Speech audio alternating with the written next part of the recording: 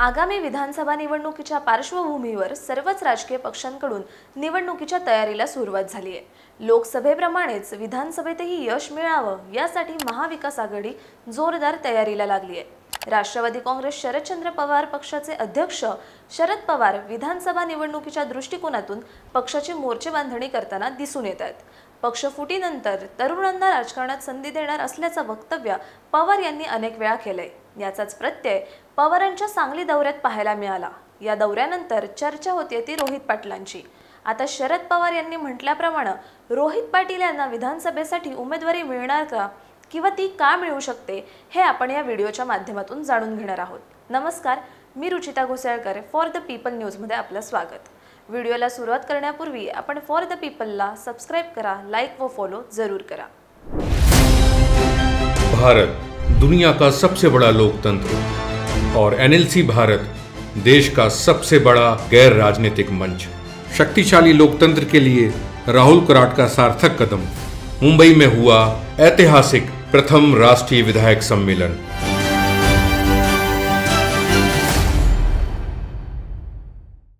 पक्षफुटीनंतर तरुणांना राजकारणात संधी देणार असं वक्तव्य शरद पवार यांनी केलं होतं।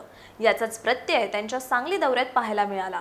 सांगली दौऱ्यावर आलेल्या शरद पवार यांनी माजी गृहमंत्री आर पाटील यांच्या आठवणींना उजाळा दिला। निर्णय घेण्याची क्षमता आणि निर्णय राबवण्याची ताकद ज्यांच्यामध्ये होती त्यांचे नाव होते आबा। आबांची ओळख सांगलीच्या जिल्हा परिषदेमध्ये झाली। त्यावेळी हा बंदा रुपया आहे त्याच्यावर लक्ष ठेवले पाहिजे म्हणून विधानसभेची संधी दिली आणि भरघोस मतांनी ते निवडून आले। ग्रामविकास मंत्री झाल्यावर आबांनी ग्रामविकास खात्याला गती दिली। आबा गेले त्यावेळी संपूर्ण महाराष्ट्र हळहळला। महाराष्ट्राचं ते भवितव्य होते। आबांच्या जाण्यानंतर अस्वस्थता जाणवत होती, मात्र आता सुमनताई आणि रोहित पाटील यांच्यामुळे ती दूर होत आहे असं पवार म्हणाले। त्याचबरोबर जनतेने परिवर्तन करण्याचा निर्धार घेतलाय हे दिसून येते, पण सत्ता डोक्यात जाऊ द्यायची नसते असा सल्लाही पवारांनी यावेळी कार्यकर्त्यांना दिला। आगामी विधानसभा निवडणुकीत काहीही झाले तरी सत्ता परिवर्तन करायचं आणि सत्ता युवा पिढीच्या हातात द्यायची असा निर्धार आहे, पण यासाठी मला तुमची साथ हवी आहे। आम्हा लोकांच्या हातात सत्ता नाही, पण 3 महिन्यानंतर जे कोणी लोक असतील ते आमच्या विचारांचे असतील। लोकांच्या हिताचे निर्णय घेतले पाहिजेत। आजचे राज्यकर्ते तुमच्या हिताचे जपणूक करणारे नाहीत। उद्याच्या निवडणुकीत रोहित पाटील याला शक्ती द्या असं म्हणत शरद पवारांनी थेट रोहित पाटील यांना उमेदवारी जाहीर केली आहे। रोहित पाटील हे दिवंगत नेते आर पाटील यांचे चिरंजीव आहेत।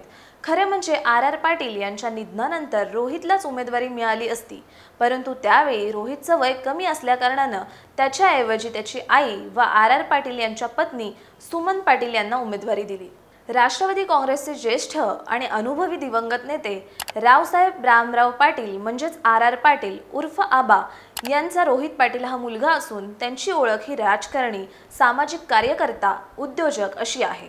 आर पाटील यांच्या निधनानंतर रोहित पाटील यांच्याकडे पक्षाकडून स्वतंत्र राजकीय जबाबदारी देण्यात आल्याचं दिसतंय।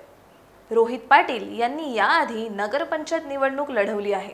या निवडणुकीमध्ये रोहित पाटील यांच्या विरोधात सर्वपक्षीय आघाडी अशी लढत झाली असून या निवडणुकीमध्ये 17 पैकी 10 जागांवर राष्ट्रवादी काँग्रेसच्या उमेदवारांचा विजय झाला। अत्यंत अटीतटीच्या निवडणुकीमध्ये रोहित पाटील यांनी बाजी मारली।